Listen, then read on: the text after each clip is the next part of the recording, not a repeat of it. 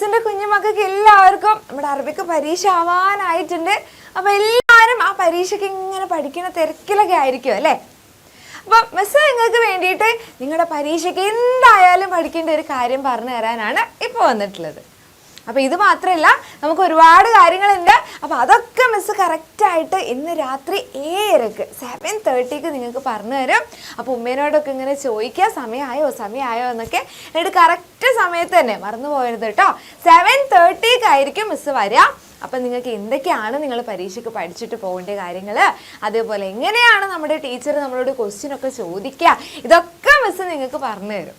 അപ്പം നിങ്ങളുടെ ഫ്രണ്ട്സിനൊക്കെ കൂട്ടുക, സ്കൂളിലുള്ള ഗ്രൂപ്പിലൊക്കെ നിങ്ങൾ അയച്ചു കൊടുക്കുക, എൻ്റെ ഫ്രണ്ട്സിനോടൊക്കെ വരാൻ പറയാം കേട്ടോ. അപ്പോൾ ഇപ്പോൾ മിസ് നിങ്ങൾക്ക് പറഞ്ഞു തരാൻ പോണത് നമ്മുടെ ഫാമിലീനെ കുറിച്ചിട്ടാണ്. നിങ്ങൾക്ക് ഫാമിലി ഇല്ലേ? ഉമ്മയുണ്ട്, ഉപ്പയുണ്ട് അല്ലേ? ചിലർക്കൊക്കെ അനിയനോ അല്ലെങ്കിൽ അനിയത്തിയോ പിന്നെ ഏട്ടനോ അല്ലെങ്കിൽ ഏട്ടത്തിയോ അങ്ങനെയൊക്കെ ഉണ്ടാവും അല്ലേ? താത്ത, കാക്ക എന്നൊക്കെ നമ്മൾ വിളിക്കും. അപ്പോൾ ഇങ്ങനെ എല്ലാവർക്കും ഇതേപോലെയുള്ള കുടുംബം ഉണ്ടാവും അല്ലേ മക്കളെ? അപ്പോൾ നമുക്ക് പഠിക്കാനുള്ളത് എന്താണ്?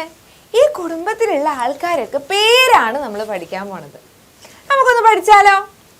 എന്താ നോക്കിക്കേ, എന്താണ് നമ്മുടെ ഉമ്മക്ക് നമ്മൾ അറബിയിൽ പറയുക?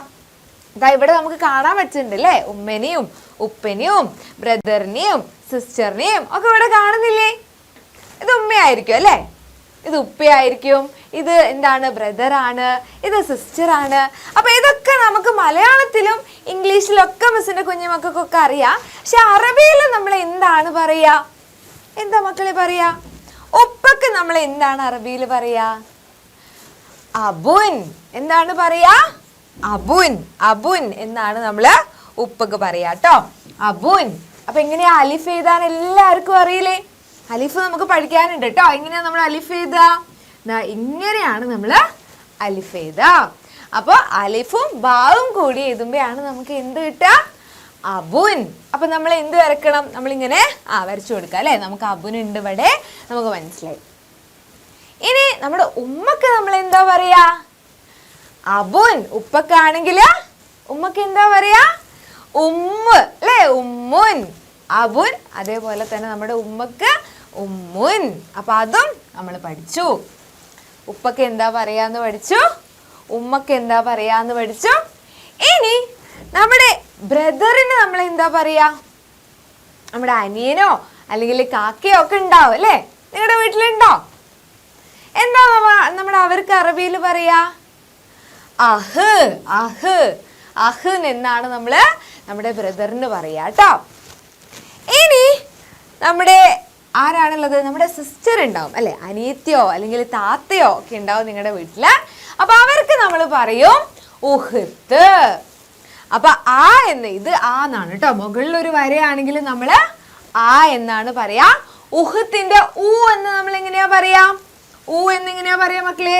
ഇതാ ഇങ്ങനെ ഇട്ടിട്ട് ഇങ്ങനെ ഇടുമ്പോഴാണ് നമുക്ക് കിട്ടുക. അപ്പൊ അബുൻ അലിഫാണ്. ഉമ്മിന് അലിഫാണോ? ഇവിടെ നമ്മൾ മാച്ച് ചെയ്ത് കൊടുക്കുക. ഇനി നമ്മുടെ ആണെങ്കിലോ? അഹ് ഇവിടെ എങ്ങനെയാണ് നമ്മൾ എഴുതുക അല്ലേ?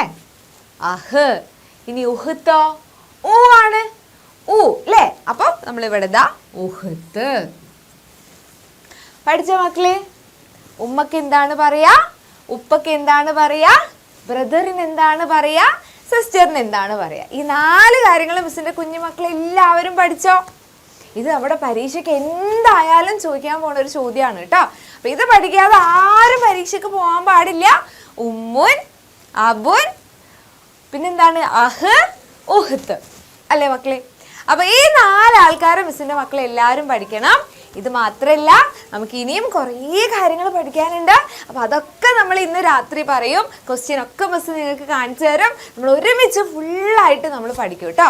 അപ്പൊ ആരും സമയം മറക്കാതെ തന്നെ നമ്മുടെ ചാനലിലേക്ക് വരിക. നല്ല കുട്ടികളായിട്ട് എല്ലാവരും അറബിക്ക് നന്നായിട്ട് പഠിക്കുക.